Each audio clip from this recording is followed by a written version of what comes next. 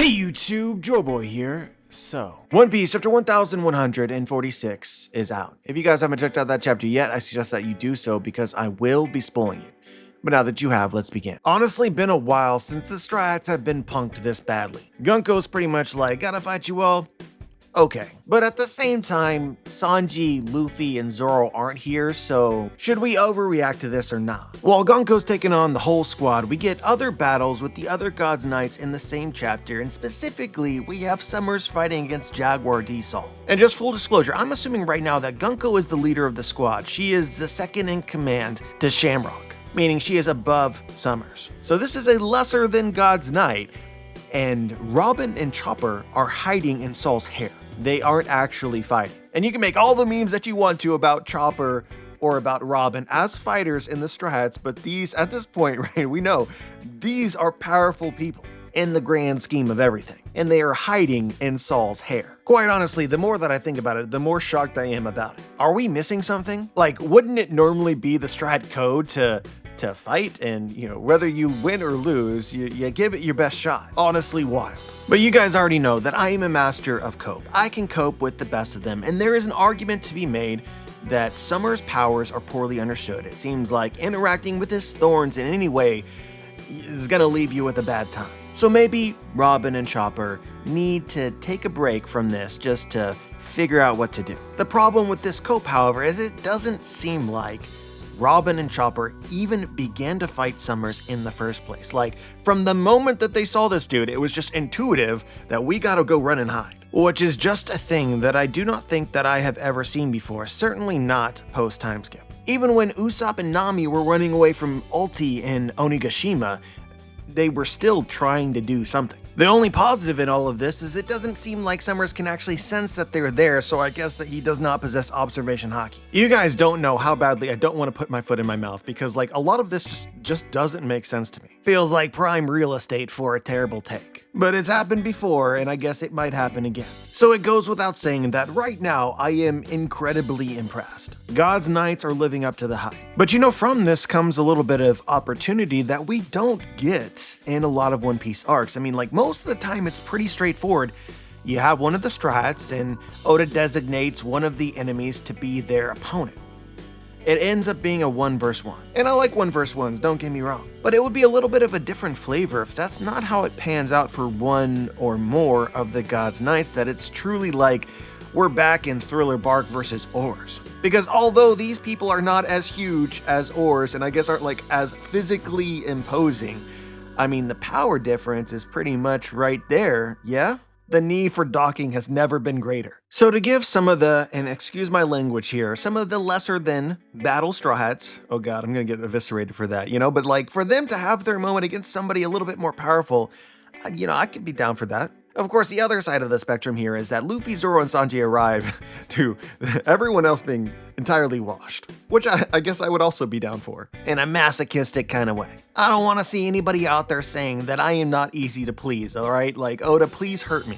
I crave it. But I guess if you dissect kind of the theme of what's taking place right now, there's also some other potential avenues of optimism. The whole idea that Oda is playing with is fate, or destiny. And usually this is a positive thing in the story, but for members of the God's Knights and the world government, it's very much not the case. So we learned in Egghead that Vegapunk deduced that the world was one day going to be destroyed, and a really understated reveal in this chapter is that the Celestial Dragons, the God's Knights, Emu, the world government, they knew this, and that was all part of their plan. Gunko tells us that the world was meant to simply vanish one day, and it was never supposed to be the case that the Scholars of Ohara and Vegapunk were to reveal this truth to the world. And to me, this whole thing kind of represents the message of the chapter. Gunko clearly believes in fate. That's how her powers work. She tells you what's gonna happen, and it's gonna happen.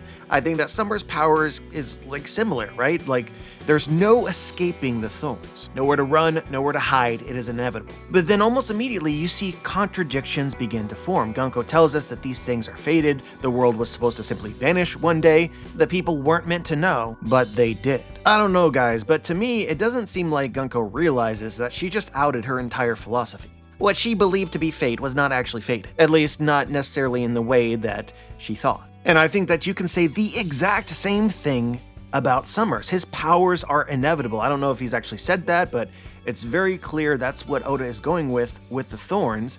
There's nowhere to run, there's nowhere to hide. But that is precisely what Robin and Chopper are doing. Whether it makes sense or not, they have found the loophole. And this theme isn't going to disappear. I think that is an integral part of Oda's conception of ELBAF, because all of this interrelates with the prophecies of Joy Boy and Nika. We have a good idea of what is going to happen, but the hows and the whys and the ultimate consequences matter a lot. All of that context is critical. So I feel like the way that we should be feeling about this chapter is, well, the God's Knights are just going to steamroll everybody here, and that might end up being the case. But I do think that there is a world where they steamroll everybody and still lose. It does not matter how much you punch my man Usopp, okay? He's getting back up. That is just as inevitable. Hate to do it, but calling my shot. While the God's Knights are stupidly powerful, at the same time, I think there has to be some kind of secret that the Strides can discover that will make them less daunting. The longer this fight goes, the more that they get back up from whatever damage they sustain gives them more opportunity to discover whatever the secret might be. Like in this chapter, we can see Usopp exploded Gunko. And honestly, the amount of damage that Usopp did with his attack was as shocking as anything. He blew up her entire upper half. Even he didn't realize that he is that powerful. So if this is just how it is, you can't defeat Gunko. It's literally impossible. She's clearly made out of the same stuff that the Gorosei are. So you already know that that's not gonna hold up. There is some way to kill them. It feels natural that Oda is going to introduce this solution in the arc, which will help us fight the Gorosei in the future. And that alone seems like it would level the playing field by quite a lot.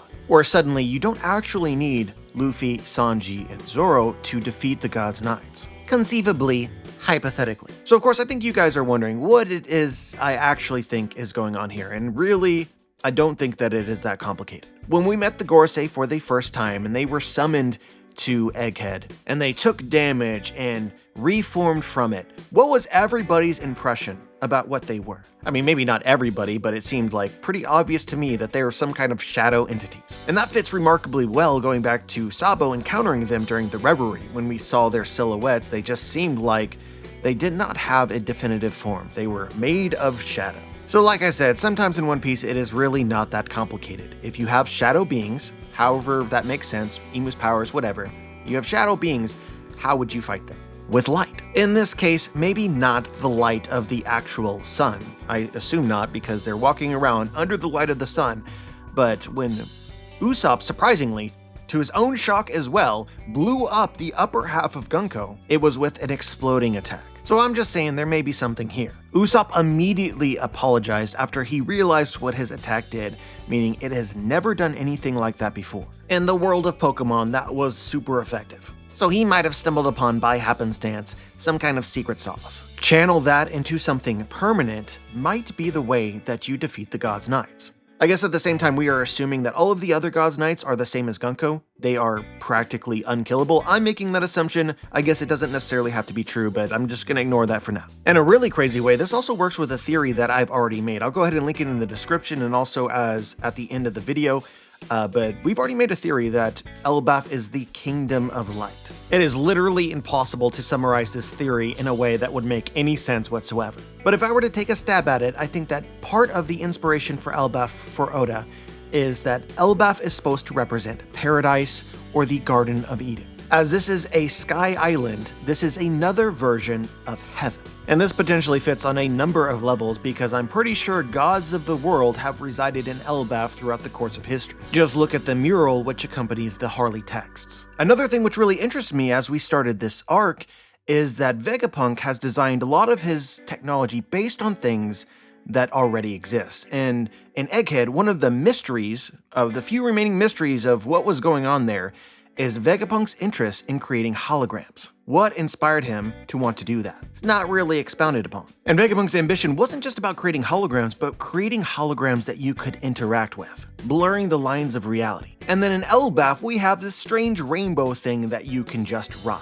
So when it comes to rainbows and it comes to holograms, what we're talking about manipulation of light. I ended up saying a lot more than this, but I'll go ahead and stop here because it gets really convoluted and I don't really want to. But I do think that light has a place in ELBAF. And I also think it's going to tie back into the sun god and Nika. as well as ancient technology, including the Eternal Flame. So if the God's Knights are some kind of shadow entities, in some way it might end up coming together. And honestly, it's not like we haven't seen something like this before in the story. We talked earlier about teaming up on Gunko like she's oars, right? But in Thriller Bark, Gecko Moria's powers took people's shadows, and then when they were exposed to the light, they disappeared. Even the visual of Gunko with half of her body eviscerated is kind of reminiscent of what happened to some of the strats when the sun came out. This isn't precisely the same, but I think that you can see the possible connection here. One of the ways that Oda has cheated in this story, given 25 plus years and 1,000 plus chapters of content,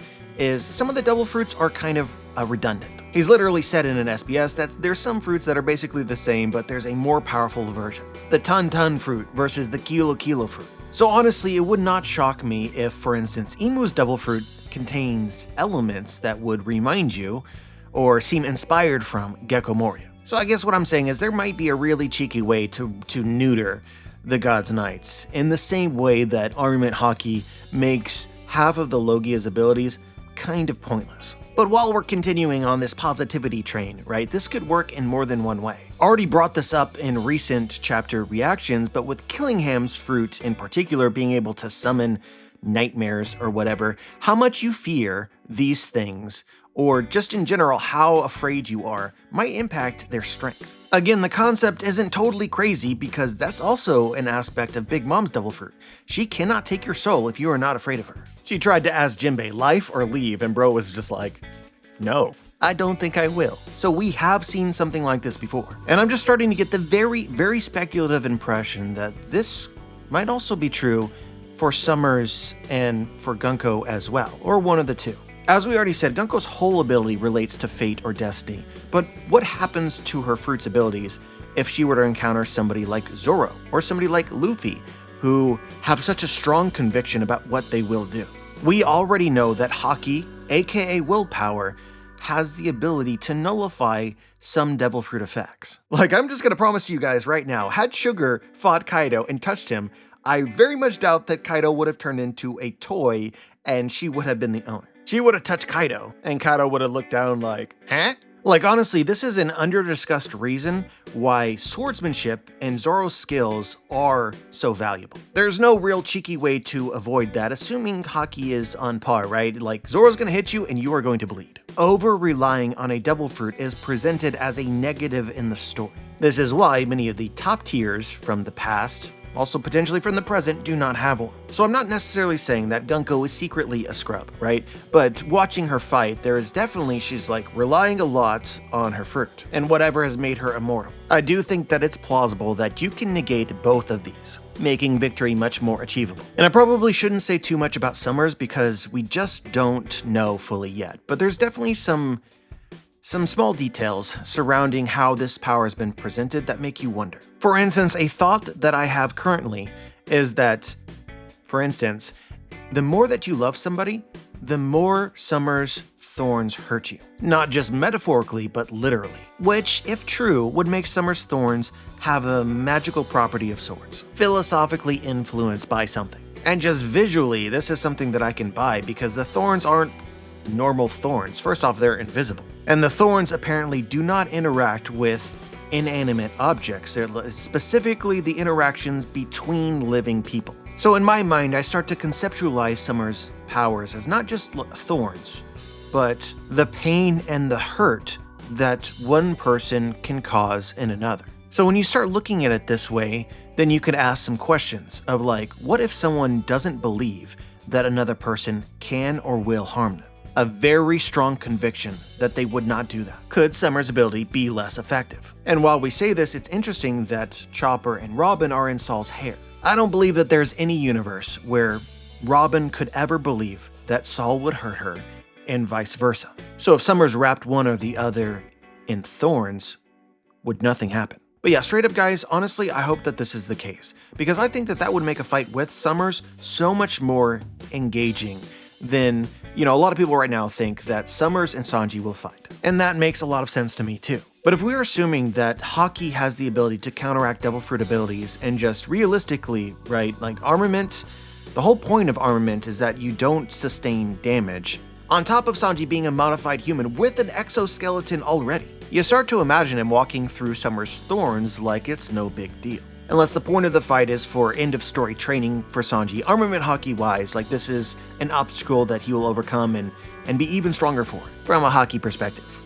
Which I guess would be pretty cool as well. So maybe I shouldn't twist myself into knots over this, but I hope you guys understand kind of what I'm saying. I like the idea that there is some kind of mental challenge involved in fighting the God's Knights. And that could reinforce the idea that we shape our own destinies. Nightmares, pain, and somebody's perception of fate can be overcome, leaving you with 2 or 3 people that really have just sat on their butts for most of their lives. The privileged elite. But yeah, honestly, when I say this, I'm really just talking about Summers and Killingham. I don't have a real high opinion of them as traditional fighters who earned it with blood, sweat, and tears. They don't scream tough guy to me. I don't really want to apply that to Gunko quite yet. Because honestly, reading this chapter and reading several of the chapters beforehand, Gunko seems like a very compelling character with a lot more depth than is normal. Tell me if I'm crazy, but am I the only one who has the impression that Gunko is like depressed? As an example, Oda strangely highlighted in the last chapter that Gunko's favorite song was New World. And Summers commented at the time, New World, what's wrong with this world? It's like teasing that Gunko might not actually be happy with the way that the current world is. She also just seems coldly disattached to what she is doing. I totally get the trope of bad guy looking like a bad guy, which Gunko does, but she's also a god. She doesn't seem like somebody who ever smiles, and it begs the question of why is she so unhappy? So I see this as more Buddhist commentary from Oda, essentially material things don't actually bring the happiness that you think that they will. Gunko, who is a god, who can have whatever she wants whenever she wants, is still unhappy. But even deeper than this, I think about the reveal that Gunko's great fear is Nika. Nika represents change. Then it starts to appear as if we're talking in circles that don't actually make any sense because her favorite song is New World, so does she potentially want a different world? But then her greatest fear is of Nika, the bringer of change?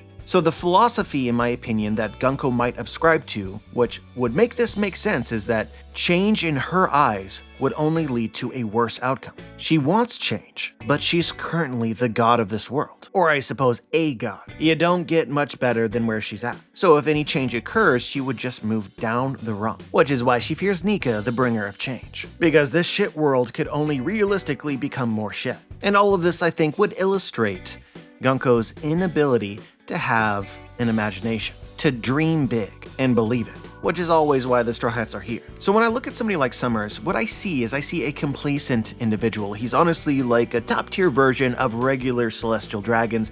He's living it up with his life as it is.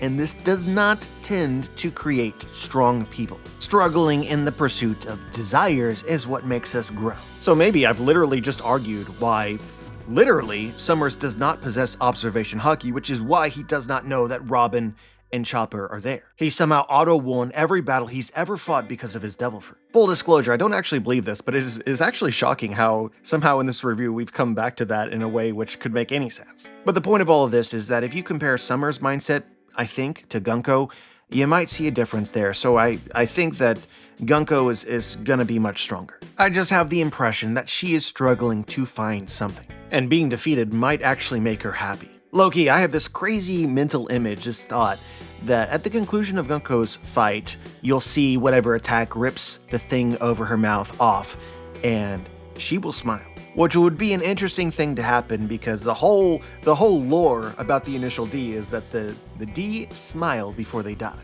Gunko being a celestial dragon, then, you know, there's something. Kind of like the entire country of ELBAF, Gunko specifically is shackled by her conceptions of fate. But yeah, anyway, if you can't tell, I'm real interested about Gunko's character. I feel like Oda has cooked up something worthwhile. But anyway, there's a few other things that I want to talk about. And this line in particular was really interesting. Gunko says the countdown has started. The world is already entangled in the opening salvo of the coming Great War. It is said the Giants' allegiance will greatly shape how this conflict unfolds this time. So she's talking about a prophecy that we have not heard yet. somewhere it tells you that the Giants' allegiance in this coming Great War matters. Essentially, I think it telegraphs that the Giants are going to be on the winning side. So we know that the Giants believe in prophecy, and Gunko's ability relating to fate, I think it's fair to assume that Gunko is of the same mindset that fate is inescapable, it's unavoidable. She probably believes this prophecy the same, which means that it's important to her for her to be on the winning side, for the Giants to be her ally. And with this alone, guys, suddenly ELBAF and the Giants of ELBAF finally make complete sense. I'm not saying that the world government could have actually accomplished their goal to destroy ELBAF, but it seemed to me that they're not really interested in the country's destruction. Is that fair to say? Shamrock and the God's Knight's plot involving ELBAF is not killing all of the Giants and ruling ELBAF, they're stealing the children. This also goes all the way back to Mother Carmel, also a member of Cyberpol. Her entire agenda in ELBAF was selling giant children to the world government, many of which ended up becoming members of the Marines and Vice Admirals, just the same as Jaguar D. Saul. So if you can't tell, it is not the world government's objective to kill all the Giants. They want the Giants to be subservient to them. And I guess the way that this works in their mind is by abducting, indoctrinating, and brainwashing the children. Or I guess another way that this might work is by blackmailing them. These children also make for pretty good hostages, and the payment for their return is the Giants' allegiance in this upcoming Great War. But yeah, it's kind of crazy how subtle this line was, and for me, when I started to understand it, how mind-blowing it is. Basically, the entire relationship over the last few hundred years between the world government and ELBAF finally makes sense. Maybe not the specific events over the course of this history, but generally what the world government's plotting has been about. It would not shock me if the world government is responsible for ELBAF essentially losing the history of what the real Nika was actually like. Like in the present story, they're debating about what Joy Boy or Nika was like, whether he's, this laughing god or not. Like, it's conceivable that the world government was responsible for some of this actual history being lost. Maybe we have a character like Loki today because of things that the world government has attempted to do over hundreds of years. Confuse the Giants of ELBAF as to what their god is actually like. So that when the fated battle arrives, you have somebody perhaps like Emu, right? Who might better represent an evil Joy Boy or an evil Nika. Destruction incarnate, and become ELBAF's god. And this also lends beautifully to some of the theories that we've already made about King Herald, that King Herald might have sought out an alliance with the world government, or vice versa. At the very end of this chapter, you can even see how Summers interprets this. He says, "There was a time when your people's might shook the world. You were supposed to be our mercenaries, right, Herald?" King Herald, that bastard, he really messed everything up. It's clear that the way that Summers interprets his prophecy of the Giants of ELBAF being on the winning side as it's literally their fighting prowess which is going to turn the tides of the battle. So Summers is shocked at how weak they've become because of what he thought the prophecy meant. But yeah, I suppose we should probably linger here for a moment because at the end of the chapter, Loki confirmed that there was an alliance between the world government and King Herald, which is something that if you watch prior chapter reviews, we already knew.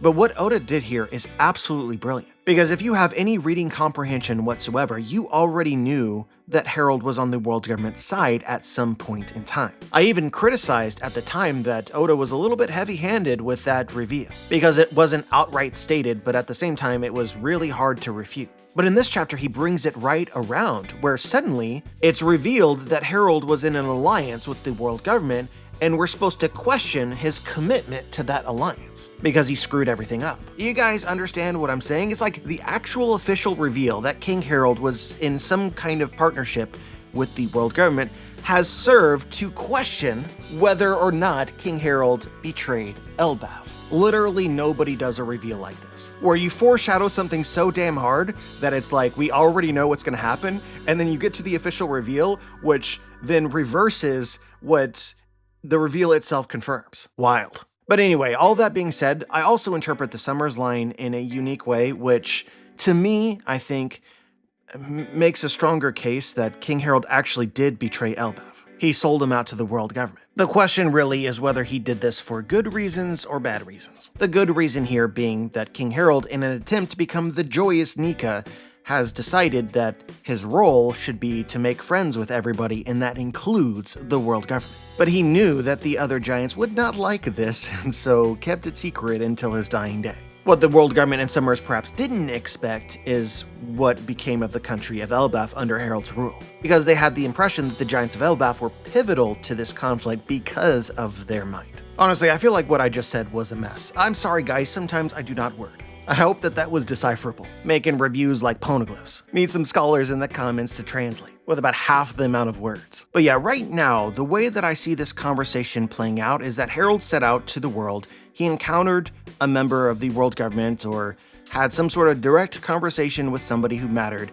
and basically promised that the giants would end up becoming mercenaries or friends with the government. He promised to fight alongside of them. And he did this in his own pursuit to become his version of Nika. But he told them that there was something that he needed to accomplish first before this could be made reality. And for Herald, that was making the giants of ELBAF more peaceful and less prone to conflict with everybody. It's either that or Herald was a very sad man, and the world government promised him rule over the entire world alongside of them, and he was like, yeah, let's do that. It doesn't matter that you are basically irredeemably evil. I'm certainly not going to do that on my own. But unfortunately, this kind of story could potentially work if Herald set out to become a pirate or whatever, set out to the seas in order to bring the world together, and his dreams were crushed pretty quickly. And it was like, nah, let's go for plan B. But if you want to be extra confused about what I think that the prophecy of Herald's death at the hands of his son could also play a factor in all of this. But yeah, I'm just going to stop right here. Amongst all of this waffling, I think more than anything what I'm conveying is that King Herald's motivations are now more interesting than they were. And all of this overlaps extremely well with what we're learning about the world government's own motivations, and specifically their interest in Loki. Again, same as before, the God's Knights came here to recruit him. Why? Because he is the strongest giant, the prime candidate to be the giants' leader, and somebody who would fit on their side of the conflict. Perfectly content to watch the world burn so that he can rule over the ashes. The only real complication in all of this for the world government is, as it turns out, it's Loki's objective to be Nika. He wants to be the leader, not merely subservient. And also in his own twisted way, he seems to believe in the destruction of the world, yet at the same time seems to believe that the world government and the celestial dragons represent everything evil. So he's a little bit confused, to say the very least. But anyway, for the next chapter, I think we're going to get a continuation of the God's Knights' interests in ELBAF's Denden Mushi. It seems to be a giant visual transponder snail, and Summers is going to say something to the entire country of ELBAF. My prediction is that they are going to tell everyone that they are taking the children. If the giants want their children to live, they must serve the world government. Given that they legitimately thought that they killed Loki, and Loki was option number 1, this is a pretty serviceable option number 2, which I guess is why Loki was not required. That is what I think is going to happen. And also I think that this will inspire a lot of fear and panic in ELBAF, which might support Killingham's powers and things of that nature. Also legitimately curious if it's this which notifies the other Straw Hats, Luffy, Zoro, and Sanji as to what's actually happening, so that they can bring a can of whoop-ass. But anyway, that is all I had to say today. But yeah, as I told you guys last week, I am now officially a married man. I got so many incredible comments from everybody about that, and I tried to read them all, and honestly, that was insanely cool. And she did in fact say yes. Catastrophe averted. Which, not to flex or anything, but I predicted. So 1 for 1 on real life important theories. Too strong. But yeah, as you can imagine, feeling pretty good about all that. And the honeymoon was great as well. But pretty soon here, we're gonna have to crack our knuckles and do some One Piece, without my mind being half in and half out. So hopefully I achieve this soon. But yeah, I just wanted to make sure that I actually said this, because I do a pretty poor job of being transparent about real life stuff. But you guys have always been a big part of the adventure. I just wanted to make sure that you knew that your love meant a lot. But yeah, as always, I'm curious as to what you thought about the chapter. Whether you noticed something that I might have missed, just share your thoughts. Remember to like the video, subscribe, click the bell to be notified, join the squad, and as always guys, have a wonderful day.